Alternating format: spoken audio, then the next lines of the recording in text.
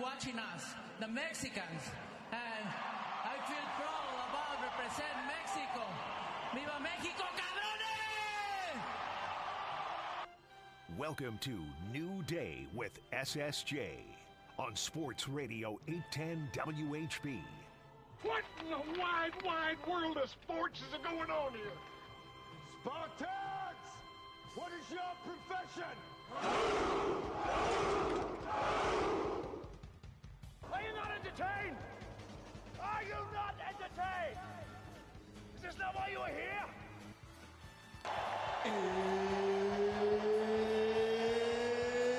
It's time! New Day with SSJ is presented by Walker Medical Linen Services, locally owned and operated, and HLAC certified, meeting the highest industry standards. Walker has partnerships with hospitals, surgery centers, and medical clinics in and around the metro area. Walker Medical Linen Services in Kansas City and online at walkermls.com. Are you ready for some football? Chargers, Chiefs. Third kicker used by the Chiefs this year, Matthew Wright. As Harrison Butker remains out with a knee injury from 47. Wright turns it in. First points of the game for KC. Matthew Wright, good from 47, this from 33. So as has been the case very often this year, Chiefs get into the red zone and settle for a field goal. Halfway through the set. First and goal, Chiefs. Ball on the near side right hash, nose of the football touching the 9-yard line. Chiefs out of the huddle will go with two receivers left. Worthy inside of Smith-Schuster. Hopkins single man right. Kelsey flexed off that right end of the line. Mahomes in the shotgun. Sends Pacheco in motion to the left. Takes the snap. Back to pass. Throws right side. Caught by Hopkins. Into the end zone. Touchdown Chiefs. A 9-yard touchdown from Mahomes to Hopkins. And the Kansas City lead is 12-0. 47 seconds to go here in the first half. Hopkins picks up his 5th touchdown of the year, his 4th in 7 games with Kansas City. Clock moving down to 7:25 to go here in this third quarter. Second and goal from the 3 for LA. Two receivers left, two to the right. Herbert back in the shotgun. Edwards to his left. Matlock in motion from the right. Here's the snap. Handoff Edwards up the middle. Bounces off the pile. Into the end zone. Touchdown Chargers. A 3-yard touchdown run for Gus Edwards, his 2nd touchdown run of the year, and finally the Chargers are on the board. With 7:12 to go in the third quarter, it's 13-6 Kansas City, and the Chargers have the extra point try coming up. Ball at the 4-yard line, the Chargers could get a first down at the 1. Herbert will line up in the shotgun. He's got Edwards to his right. Two receivers left, Davis in the slot, Palmer single man right. Herbert wants that shotgun snap. He's got it. Fakes the handoff. Back to pass with time. Surveys the field. Looks, throws. End zone. Man wide open. Caught for the touchdown.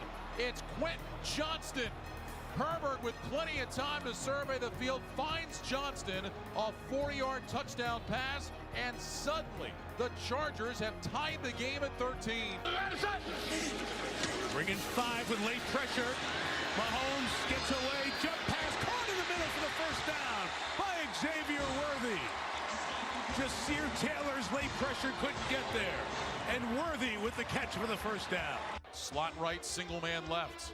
Mahomes under center, takes the snap. He's back. He's rolling to his right. He's looking. He pumps. He's going to pull the football down. Now throws, and it's caught by Kelsey on a knee with the first down at the 11. A 9-yard gain and a first down for the Chiefs. Just when I thought Mahomes was going to run, he saw Kelsey and dumps it off to him for a first down. So Matthew Wright out of the hold of Matt Ariza. James Winchester to snap. A 31-yard attempt from the right hash for the win. Wright says he's ready. Here's the snap. Ball down. The kick is on the way. It is off the upright and good. And Kansas City wins. The ball went off the left upright and went through. And the Chiefs have won the game 19-17. Kansas City wins a 15th consecutive one-score game, and along with it wins their 9th straight AFC West title. Matthew Wright with a doink to win it. 1917 Kansas City, and the Chiefs go to 12-1. That's living right, is what that is. That is Matthew Wright living right. Holy smokes. Yeah, and I have trust in Pat making those kind of plays. He kind of said that before the play. He goes, just I'll make something happen. So he has the option to run, he has the option to throw to the back, and then everybody's coming to him. So I thought he did a good job there. Yeah, I mean, it's our first goal every single year to win the AFC West, and it's a great division where a lot of rivalries, where everybody's playing each other tough. And I mean, 3 teams are going to probably make the playoffs. I mean, that speaks to the division that we play in. And so to be able to win this division, to gain another game in the playoff picture, it was an important game for us against a really good football team. We found a way to get a win, but now we got to keep building if we want to get to our ultimate goal.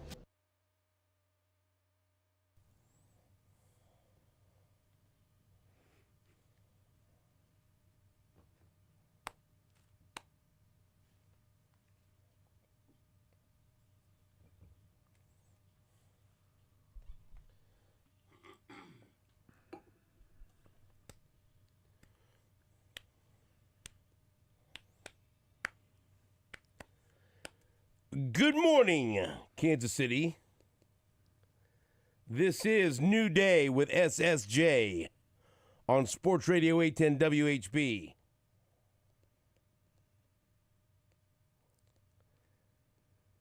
It's Monday, December 9th, 2024. Stephen St. John, Todd Leabo, and Jake Gutierrez. You got lots to talk about. Lots of great stuff to talk about. It's almost too much. No, it's just right. It's too much. I think it's too much. We've got Pete Sweeney coming in from Arrowhead Pride. So if we don't get to a few things, that'll be all right. In the 7 o'clock hour. We got Catherine Tappan to talk with us. Get her thoughts on the college football playoff bracket in the 8 o'clock hour. Bill Moss will talk Chiefs and Chargers with us in the 9 o'clock hour. We had a great weekend of sports. Good college football action. Friday night was okay. Saturday night was excellent. The SMU Clemson ACC championship game was outstanding. Wild. I love watching the SMU quarterback play. I was very upset for them. I wanted them to win, but I'm glad they're in the playoff field. But they are wildly entertaining to watch play. And that was my favorite game that I watched over the weekend until Sunday. That was your favorite football game over the weekend? Well, until Sunday. Until Sunday. Then I had a couple of other games that passed that up. Look, last night the Chiefs won.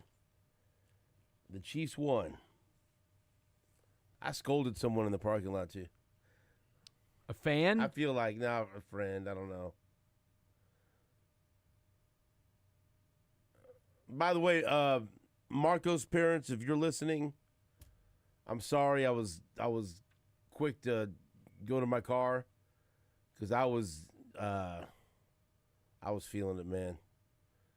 I was feeling it. I had not been home since 11 a.m. because they had a charity event. I stopped by before. I had something to do with my son Richie, and then he lives out close to the stadium, so I just went straight there. What'd you have to do? So then, that cannot be said on the air. And so then,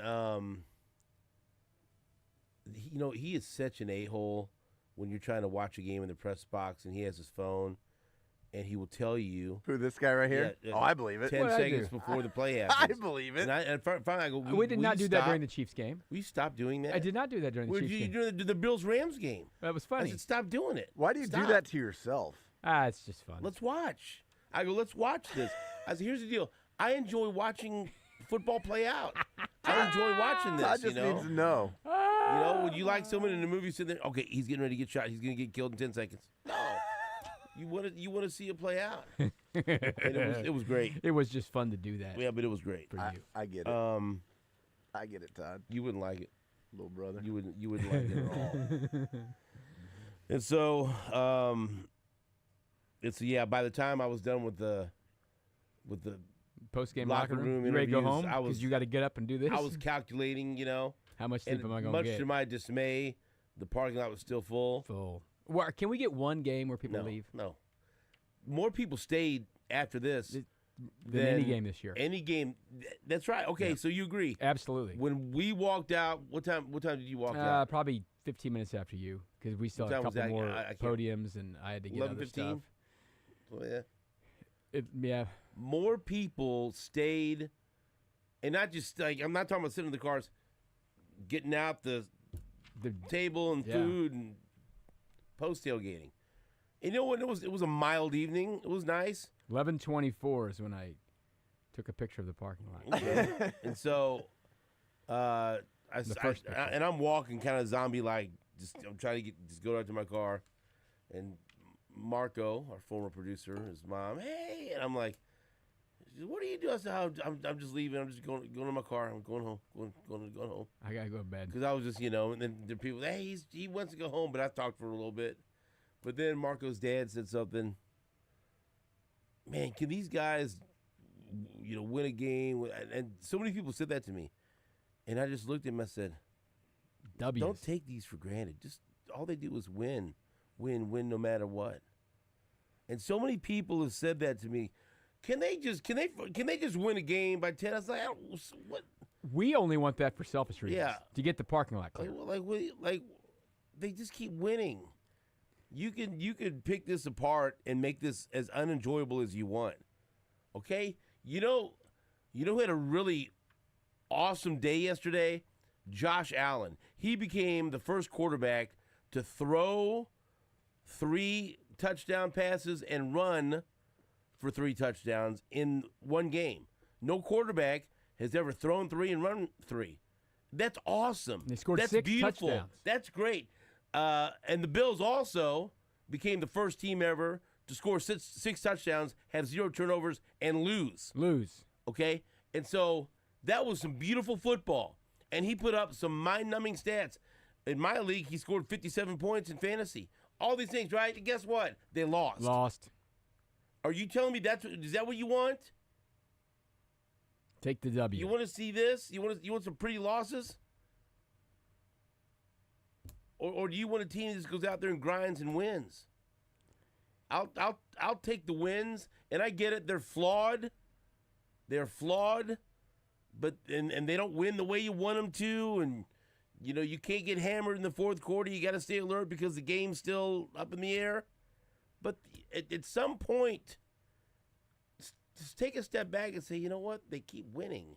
Which one of their Super Bowl wins was unflawed and perfect? They just keep winning. None of them, and you take all the trophies. They keep winning, and now they have a 2-game lead in the AFC for the number 1 seed, which would just absolutely, especially this year, because top to bottom the AFC is so tough, the playoff field is going to be so tough. It's just crucial. And now next week, the Bills have to go to the Lions, and they got to win that. They have to win that. If they lose that game after losing 44-42 to the Rams, bye-bye 1 seed, and then, oh, by the way, Buffalo, then you're fighting for the 2 seed with Pittsburgh. And then God knows who you're matching up with in the first round of the playoffs. And by the way, good luck. Detroit is not coasting home either. They have to win. Right. I mean, they got 2 teams right on their trail with 2 losses. So this is a huge game for Detroit and for Buffalo. I couldn't be more excited for a non-Chiefs game than that game coming up. And whoever wins will be happy, and whoever loses will have another loss, no matter how it happens. And the Chiefs only have one loss this year, and they don't have, but I don't know, 2 pretty wins, whatever you want to call them. It doesn't matter. I'm looking right now. The Panthers should have beat the Eagles, and now your touting of the Panthers looks better. But guess what? You think losses? You think Philadelphia is I think that dude who bet $3.1 million in the Philadelphia money line skipped a beat yesterday. They won. Philadelphia won. Philly won 22-16. Yep. And they won at home, by the way. A wide open Xavier Legette just couldn't come up with a ball that would have been a game-winning touchdown. It happens all around the league. Listen, you heard it in the intro. This is not a fluke. This is not luck. Okay? This is where the Chiefs live, in close games in the fourth quarter, and they know how to make the plays and not make the huge mistakes, and they know how to win games. This is what they are. This is who they are. The Chiefs, James Palmer tweeted this. The Chiefs lead the NFL with 10 comeback wins and 10 one-possession wins this season. And they're the only undefeated team in the NFL in one-possession games. And last night was their 15th straight win in a one-possession game dating back to last season. How many times does something have to happen over and over and over again before someone can step back and say, oh, maybe that's not luck. Maybe they are just fantastic in high-pressure, high-leverage situations. Maybe, just maybe, their quarterback, when he gets his hands on the ball, no matter what he's done for 3.5 quarters, he is going to find a way to make some play that is going to rip your throat out. That is awesome. Yeah. I sent Jake a lengthy clip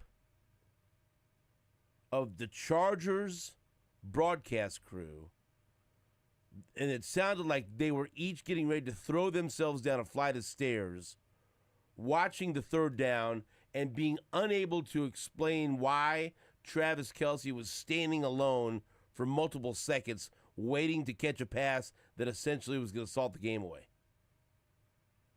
It sounded like they wanted to walk into oncoming traffic. You want to play some of it? We'll play chunks of it as it goes, because guess what? You listen to the whole thing, it's hilarious just to hear just like it's them trying to accept defeat, right? Yeah, part of the reason was after the game, Patrick Mahomes said he didn't run the right route, because that's what he does. Listen to some of this. 3rd and 7 from the Charger 20. The Chargers are out of timeouts. P. Ryan in the backfield. Taylor on Kelce. And Mahomes to throw, rolling to his right, looking for a lane to throw. Instead, he's hit, throws, caught, first down. How does he do it? How does he do it? He was in the dirt and got rid of it right before he went down to Kelce, who was wide open. And now they will take a knee and kick at 0. So predictable. It's just so predictable. How do you have nobody on Kelce? There's just nobody there. And by the way, Kelce had been standing there for at least 3 seconds, waiting for nobody that ball. Within 10 yards of him.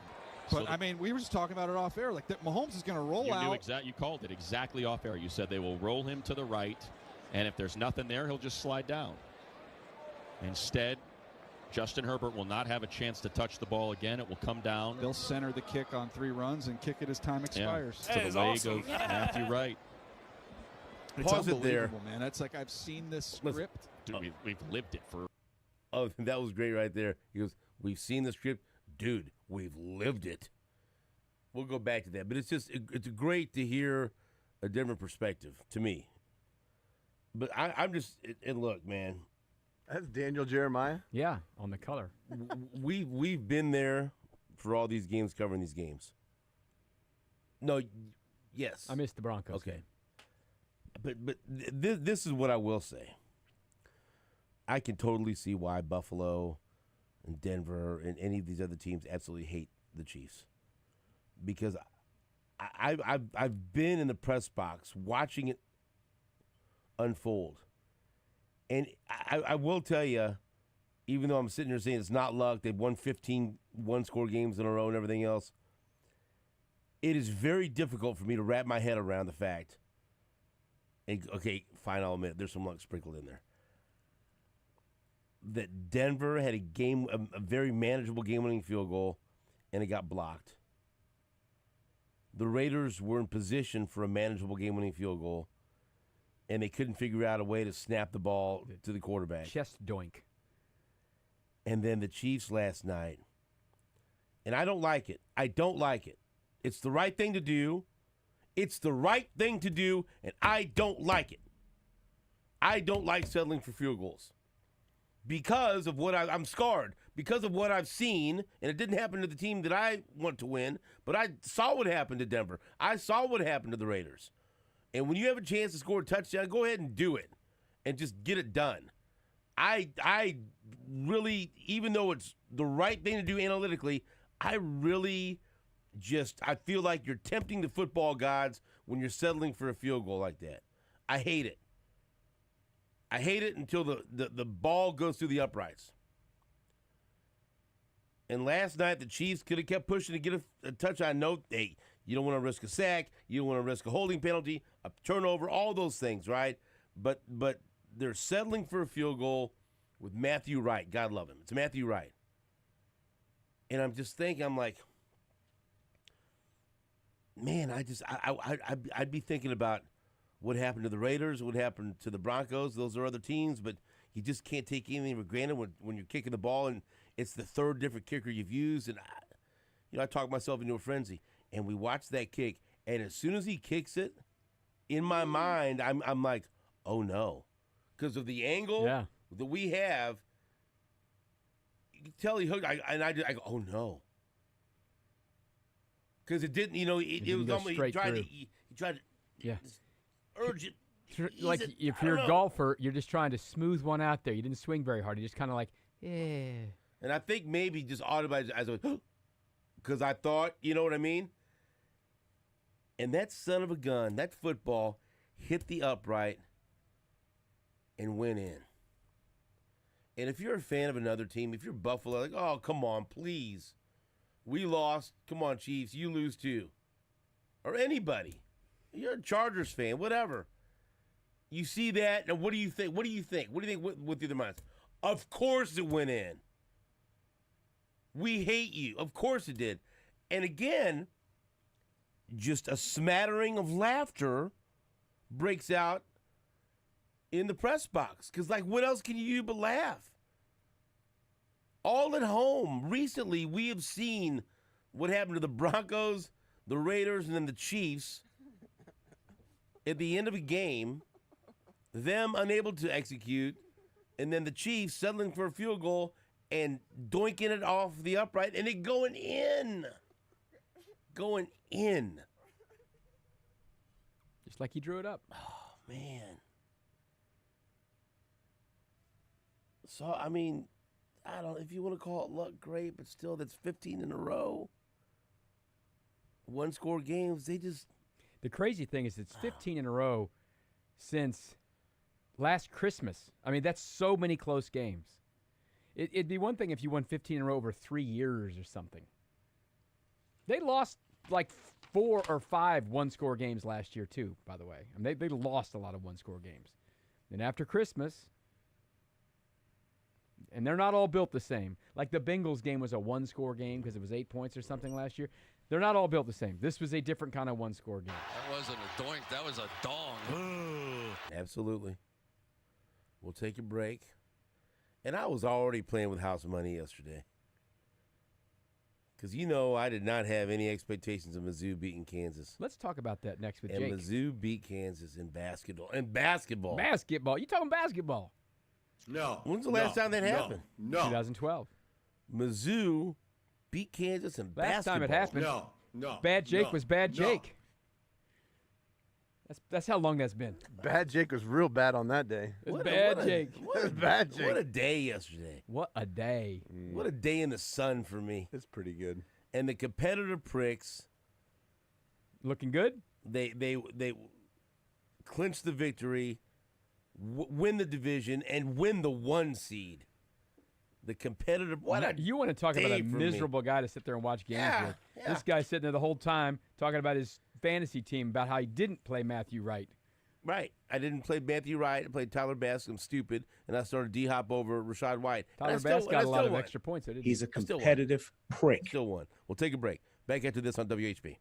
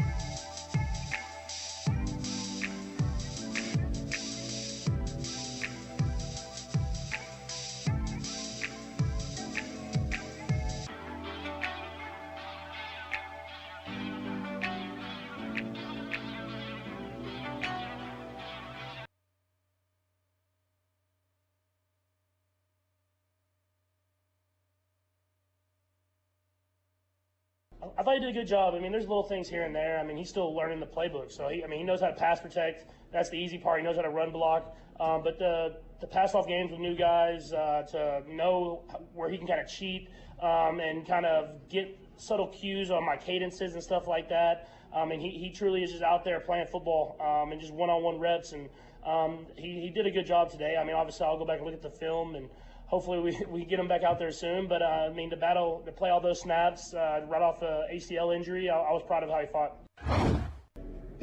Yeah, no, I'm proud of him for, number one, not hanging his head, practicing hard, and then coming out when, you're one injury away from having to step in and go.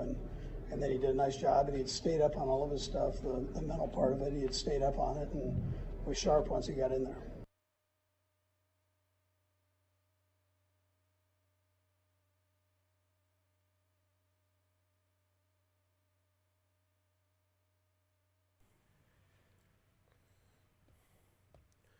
Welcome back to New Day with SSJ. I apologize for not asking Coach or Patrick about the Kansas-Missouri game. I told you to. I should have asked. It was funny that would have been highly inappropriate. Tom Ali was brought up to the press box so we could talk to him after he was the ceremony, his first induction to the Chiefs Hall of Fame, well deserved. And I went up there, and I take pride in asking a lot of questions. I want to ask the most questions, and nobody wanted to ask questions. I said, "Well, I ask." I told Todd, that's the first question for him. I'm going to ask, what did you think of the Missouri-Kansas basketball game? Did you watch that? What do you think he would have answered? I didn't ask I think that. he would have said, I think Kansas is a little broken right now. Yeah. And Missouri took advantage, and it was a good win for Missouri. I told Rich this was going to happen. I walked into that press box. I had people congratulating me like I coached the game. Yeah, good job. Coming up, shaking my hand, putting their arm, hey, St. John, great game. Yeah. Great game, Steven. Hey, thank you. I appreciate that. Hell of a game. Attaboy, great job. Like I hadn't had anything to do with it. I'm like, well, I saw. Appreciate it, Chiefs assistant special teams coach Andy Hill before the game. I said, you watch that? He goes, I couldn't really watch it, but I was checking those scores, and he went, last game he was excited. Body blocked me in the locker room. You gotta watch he hit out. me hard. You got a tender back. I know, but I take it. So you were telling us Missouri last week, beat Kansas. There was no way Missouri was going to lose this game. 76-67. And I'm going to tell you this. What did it peak at? 24. 24? Yeah. And let me tell you something. So I was doing something very important with my son. Mm-hmm. And we're in and out of the room. They're up by 24. We go, and I'm back and forth, and then I come back, and Missouri still hadn't scored. Come back, and this is like the course of 10 or 15 real-time minutes, and then Kansas is on a 15-0 run, and I'm like, so this is how it's going to happen. This is what you're going to do. Okay, this is what you're going to do to me. Because let me tell you something. That was what happened last year with Missouri. That's what happened in the Memphis game, Jake. They would build a big lead, and man, let me tell you, they can lose it fast, so fast. And that son of a gun went down quick. I mean, 15-0 run, right? That was precisely at 1:32 when I texted my neighborhood text string. Might be tough to blow this one. And you guys were texting. I wanted nothing to do with it. Neither did I. That game wasn't going to be over till it was over. It got down to 2. Yeah. It got down to 2. And do you remember what Gabe DeArmond said when we were talking about Mark Mitchell? He said he's really been great for Mizzou, but anything outside of 4 feet, I really don't want him to shoot the ball. Yeah, don't let him outside the lane. And Dennis Gates clearly told him and everyone else, if you're open, shoot. Yeah. And Mark Mitchell takes that serious from beyond 3. Yeah. Anyway. And then when they were down 2, he took a 3, and as he shot it, I go, "Why are you shooting? He made it! I can't believe it." That's why you should have been on the app. You'd have known it went through. I'm kidding. So I'm watching this. So it was found money. Yeah. I'm not going to sit here and tell you that I thought that was going to happen. No way. It was, and let me just say this, and then we'll get back to football. At halftime of that Cal game, I was open. I told you, with Gabe Yarman, I texted Gabe. I said, "This team sucks." And They were down 16, 14 at half against Cal. I was hot.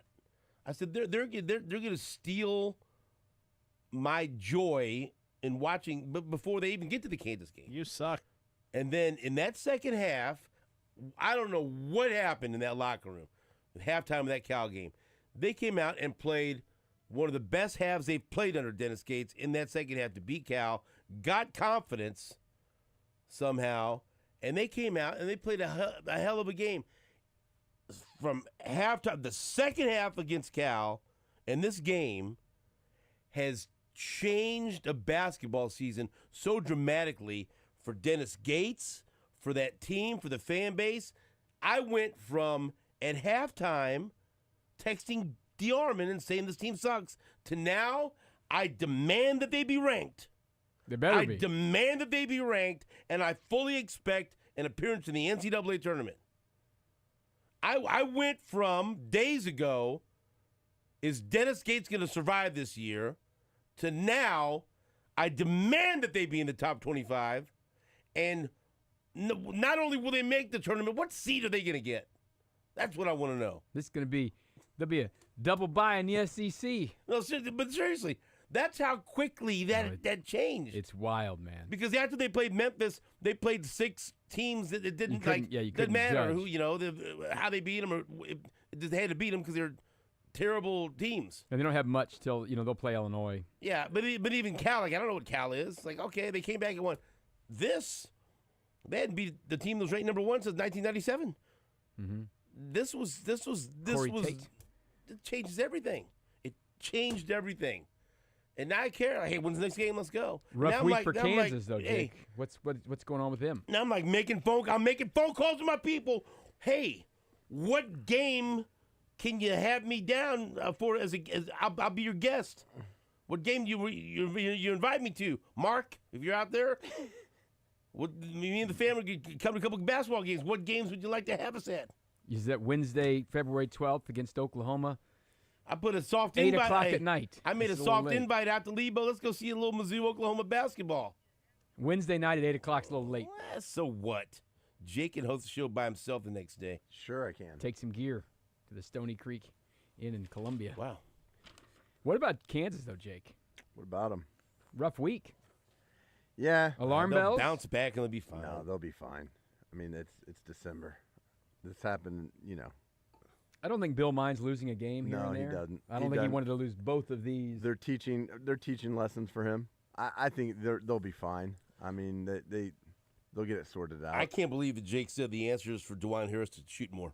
No, I said the opposite. That's you're crazy. I said to me. Yeah. He texted more. I know you pride yourself in being outside the box, but come on, Jake. Bigger font each time. More. No.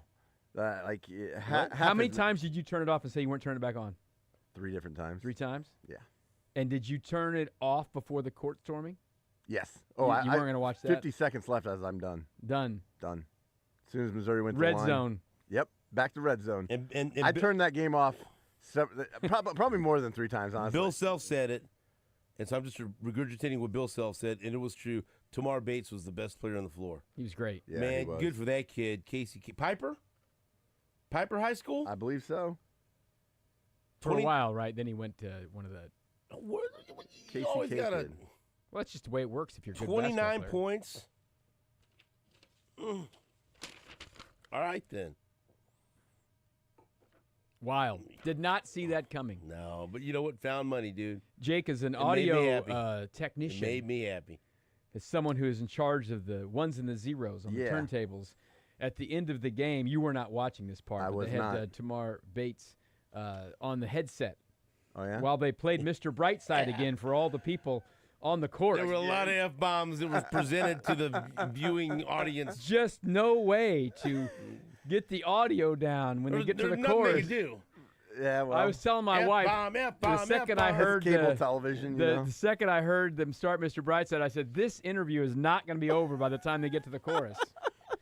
And it was full display because he came over to Fran, right, and they just put a headset on him, and so he was sitting there like hunched over looking at them. Ask Fran Fraschilla about it, and then they're interviewing me. You could hear him great because they got good headsets, the Sennheisers or whatever. But you weren't getting you can't get the 2,000 or 3,000. the Nat sound. I sent him the interview, but now we can't play that? We can play part of it till he gets to the chorus. Well. The chorus comes. Do we have time to play one from Gates and one from Bill Self, or you wait till later? It's 50 seconds and 35 seconds. I'll do whatever you want. I've been neutered by Leabo. You better break what he says. It's only 43 after. You better do 3 segments. We can play him. You do what you're told. Boy, this guy can take his co-host friend hat off so fast and become management. It'll make your head spin. Becomes my friend. You better do me. Friend of Jake. Yeah, friend of me. We can play Dennis Gates if you'd like to hear from Dennis Gates. I like this. What did you think of Dennis Gates calling the timeout to let Kansas get off the floor? I thought it was smart. Classy. That's classy. And Fran Fraschilla was trying to act like he did something wrong. Like, you're gonna have to see this team again. He's trying to make sure nothing happens. Yeah, you could see it and feel it that this was going to be the C's were angry, my friend. They were coming out quick. I was like, oh, you know what? That was pretty cool. So now there's no way that something stupid's gonna happen. Because this is when stupid things happen. I thought it was smart. Bill Self even said that was, he appreciated that. Ask Fran Fraschilla. Fran Fraschilla didn't. Here's Dennis Gates.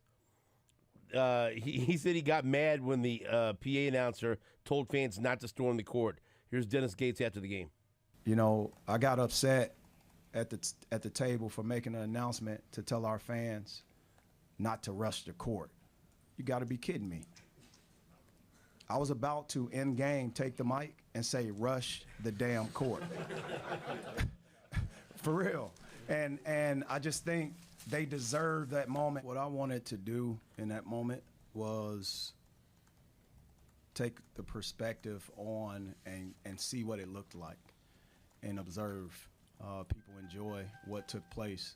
So I walked all around the court, and I ended up near the drums by Dr. Knops. And I just stood there because I wanted a different view, right? I didn't want to be down. I wanted to get a little bit higher, and it was beautiful to see. You didn't win the conference game last year? Hell yes, you want them to storm the court, and you want to take it all in and they observe. have to make the announcement because right. there are rules in the SEC, and they're going to get fined. So you have to make the announcement. I bet Dennis Gates would be happy to pay that out of his own pocket if he has to. I bet he doesn't, but yeah. I bet he'd trade it. Here's Bill Self. This is a quick clip of Bill Self talking about the court storming and the late timeout that was taken by Dennis Gates to make sure the Kansas team would get off the court safe. Yeah, we've been court stormed on a lot. For the timeout. Usually I'm the one that calls the timeout and just tells the guy to stay on the sidelines, but that was a classy move by Dennis. I mean, let's just call it like it is. That was a class move, and because somebody could have got hurt, because that was a real court storming. I mean, Mizzou played great today, but that court storming may have been even better than Mizzou played. That was a big-time court storm, and I was glad he did that because that gave us a chance to get to the side. That was a class move. And that was so bizarre that Fran Fraschilla thought it was anything. I don't think he understood what was happening. Well, which is he had no idea. He had no idea. But how could right? The first thing I thought was smart because I don't think Bill quite knew, and he goes and then he came and told him, "I'll shake your hand, but bye. You don't have to shake hands. We're all good here. Right? We're good. Y'all be safe." Ask Fran Fraschilla about it. Because that was an angry that was some we've souped seen, up. After K-State, KU games, and everything else, we don't need any of that. You don't need players involved with this, so you got to clear them out. Smart move. Very smart move. No, don't ask Fran Fraschilla about it. Okay? Don't ask him. Now do you want your precious break? Yes. We'll be right back after this on WHB. Well done.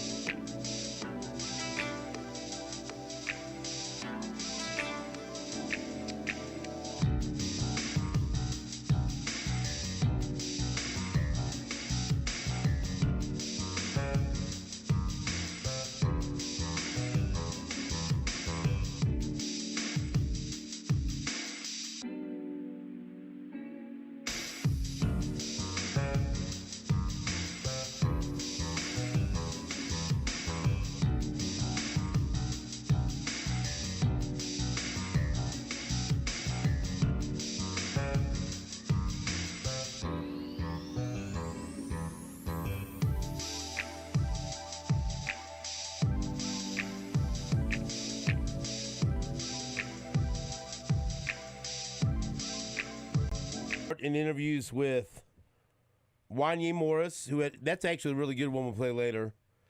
He had to come into the game at the end of the game and help close the show. Travis Kelce, Jude Tranquil, Turk Wharton, who had a couple of sacks, Jake. Good day by Turk. And DeAndre Hopkins, and also Tom Hali we'll play later. Leabo's yearning to hear from Travis Kelce. It's just been a while. And so let's hear Killer Trav. I got a couple of questions in there with Killer Trav. With TK. Let's hear Travis Kelce at his locker after the game. The biggest thing was being able to calm the storm that's around us and focus in on us and keep getting better. And this is just another version of that. You know what I mean? Like, this is just another version of trying to find ways to win and at the same time keep finding ways to get better so that at the end of the season, we're playing our best ball. And I'm still proud of a lot of these guys, Wanye for stepping up, a lot of these guys for making big plays when we needed them, you know, and have our third kicker make another game winner for us, man. You get hit all the time, obviously, Travis, but I think on the box score, Patrick got hit 14 times today. Just what is it about his resilience that makes him capable of obviously finding you when the game's It's football, man. You already know. We all signed the contract to get hit. Trav, can I get you to stand up and say the camera's here, please? Thank you, sir.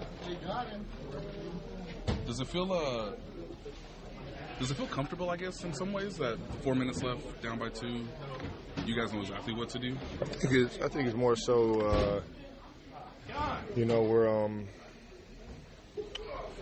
we're always trying to better ourselves, and some situations we haven't been perfect in, but we never stop believing. So it's just an extra, just ability to dig a little deeper, have that much confidence, and play fast, and know that the team needs you the most, and you got to be accountable for them. Some teams would have ran the ball after the 2-minute warning. You guys chose to throw it. Just walk us through what that conversation was like, because if you run the ball, obviously you can run more time off the clock, but getting the first down there pretty much. Whatever play comes in, we got to make it rock. Whether we're running it or we're passing it, obviously it's up to Coach Reed. That's why he's one of the greatest to ever do it, and we love him for it. Another division championship. I know that's a lot of them, but they all got to be special in their own way, right? Every single one of them, man. Every single one of them, especially with the new guys and all the young guys that we got here. And on top of that, man, it's just another step, another check mark off of the list the set of goals that we set before the season. It always feels good, but at the same time, it's we know that this is just another step in the road, or another step up the stairs. Can you describe your route on that 3rd and 7 play coming out of the 2-minute warning? What were you doing there? And did you just find a spot in the zone and look for in the red zone? Yeah. In the last play, right out of the 2-minute warning, that got the first down. That was a play where you give Pat the ability to get out of the pocket and make a play with his arm or his legs, and with that being said, we got to find a way to get the first down. So I just improvised a little bit off of the initial route and found a void, and Pat was right on cue with getting it to me at the last second. Are you just trying to show him your numbers at that point? Make sure you pass. Just trying to get open for him. Yeah, I'm just trying to get open for him, make his job a little easier. Another clutch play with you and Patrick. What did you say to each other after you caught that ball and you went over and talked to each other? Way to see it. Way to make a play, man. It's just, it fires you up when you can seal the game like that at the end. It's always a little scary knowing that you're down a point, having to kick a field goal. I'm way more comfortable than trying to score a touchdown there, but that's just me. What was your vantage point? Did you see the ball hit the upright? Did you have a good view of that? Oh yeah, I saw it hit the upright. What were you thinking? Banks open on Sundays, man. Have a good one, guys. Banks open, and he didn't run what he was supposed to run. That's what Patrick said after. But they just have the ability to work it out. It's always open on Sundays. It just works. How many times have some good play happen and then it wasn't what was supposed to happen, but they just know where each other is going to throw the ball or be? Can I give some credit to somebody? Yes, credit up. Since you claim I don't like anyone, that's not true. I enjoy listening to Jack Johnson host Chiefs postgame in my lengthy drive home as I cursed people around me trying to get out of the parking lot. Last time went pretty smooth, though. There was a parking attendant that saw me. Don't know if he recognized me, but he got out there with his baton and stopped someone and got me in. And I don't know your name, sir, but you are an angel. You don't have wings, but you are an angel. I may have driven over a curb last night. Oh, I did not. This man got me in there and got me going, sir. Did you go out the gate you were an angel. like we've come in? Yeah. Oh, I just went up over the curb. He just stopped me. He just stopped, got me in. That's a nice man. That's a wonderful man. Jack Johnson, as I was listening, pointed this out. And I do think this is significant because the presence of a player, sometimes you have to look past stats and see what he means to the rest of the team, right? DeAndre Hopkins. Tell me if this means anything to you, Jake. Because I think it is. And I'll credit Jake Johnson for this. But I did check the math to make sure. Before DeAndre Hopkins joined the team, 6 games. Mahomes' touchdown to interception ratio, 6 touchdowns, 8 interceptions. 6, 8. Through 6 games, he had 6 touchdowns and 8 interceptions. D-Hop joins the team. You know what it is since D-Hop? He's got 4 with D-Hop, but then let's see. In 7 games. So it's 6 games without him, 7 with him. Way less interceptions. It was 6 touchdowns and 8 interceptions without him. What's it been with him? Like 10 and 2? 14 touchdown passes, 3 interceptions. You take that. That's quite a change. Yes. And I'm not saying it's all D-Hop, but I'm going to give him some credit because he demands attention, and also he's caught 4 touchdown passes. 6 touchdowns, 8 interceptions without him, 14 touchdown passes, 3 interceptions with him. Did you want D-Hop to hold on to that one ball? Oh. That was going to be a hell of a catch. Took such a hard hit. But yes, I did. He's a tough guy, man. Yes, I did. I love D-Hop. We'll hear from D-Hop. I talked to D-Hop after the game. All right? We'll do that later after this on Sports Radio 810 WHB.